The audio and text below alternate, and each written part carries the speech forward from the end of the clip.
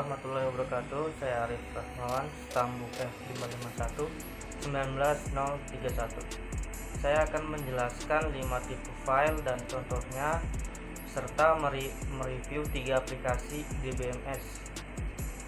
Jenis file yang pertama adalah file master. File master adalah file yang berisi data yang relatif tetap dan berisi objek-objek yang harus ada di sebuah unit kerja. Misalkan di sebuah perguruan tinggi terdapat objek yang harus ada seperti mahasiswa, dosen, mata kuliah, ruang kelas, dan sebagainya.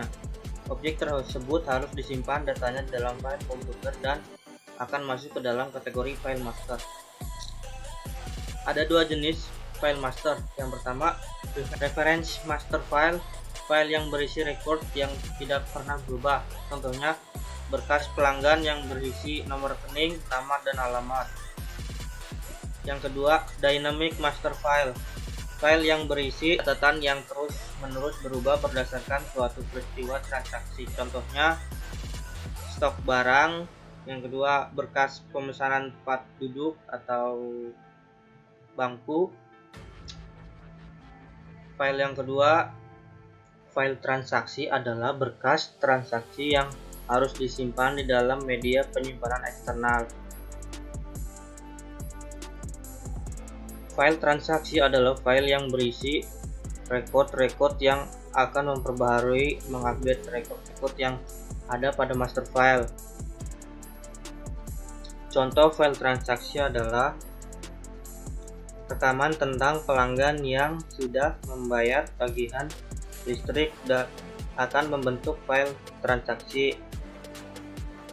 Yang ketiga, report file.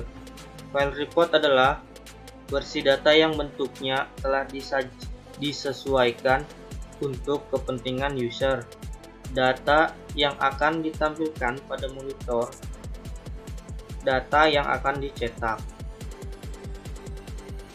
Yang keempat, work file. Work file adalah file sementara berisi sesuatu yang tidak permanen. Isinya hanya dipakai sesaat saja untuk memindahkan data dari satu program ke program yang lainnya. Yang keempat, file sejarah adalah tempat akumulasi dari hasil pemrosesan file master dan file transaksi. File ini berisikan data yang selalu bertambah sehingga file ini terus berkembang sesuai dengan kegiatan yang terjadi. Nah, yang terakhir, file cadangan adalah tempat di mana semua file yang telah diproses oleh komputer dibuatkan salinannya atau cadangannya, baik disimpan pada memori eksternal ataupun pada penyimpanan online. Berikut adalah review 3 aplikasi DBMS. Yang pertama, SQL Server. SQL Server dirilis pada tahun 1989 dengan versi pertamanya 1.0 oleh Microsoft bersama dengan Sybase.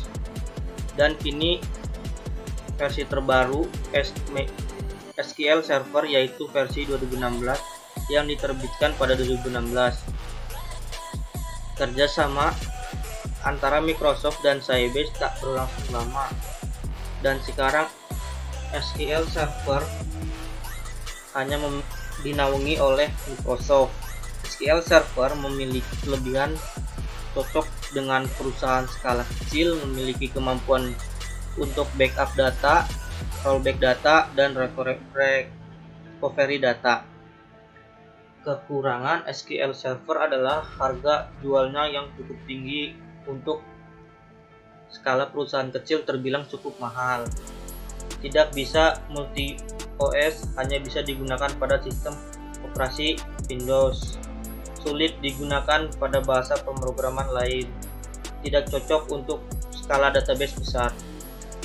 Adapun versi-versi dari SQL Server. Versi yang pertama dari SQL Server yaitu 1.0 yang diterbitkan tahun 1989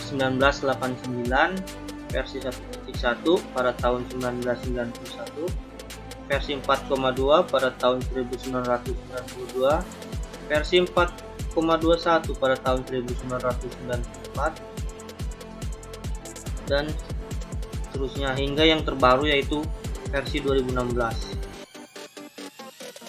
Selanjutnya, aplikasi DBMS MySQL diciptakan pada tahun 1979 oleh Michael Monty dan menjadi aplikasi database terpopuler dengan kelebihannya open source, sangat stabil, fleksibel, dan sangat mendukung transaksi dan didukung dari banyak komunitas. Adapun kekurangan dari MySQL yaitu sulit diimplementasikan dalam skala besar dan dukungannya kurang. Nah, yang terakhir yaitu aplikasi MariaDB. Aplikasi MariaDB adalah sistem manajemen database relasional yang dikembangkan dari MySQL. MariaDB pertama dirilis pada tahun 2010. Kelebihan dari MariaDB yaitu open source, akses data yang cepat, multi-user, banyak pilihan data, dan fitur keamanannya yang cukup ketat. Adapun kekurangannya, aplikasi ini lebih kompeten untuk perusahaan berskala besar, keterbatasan penyimpanan data,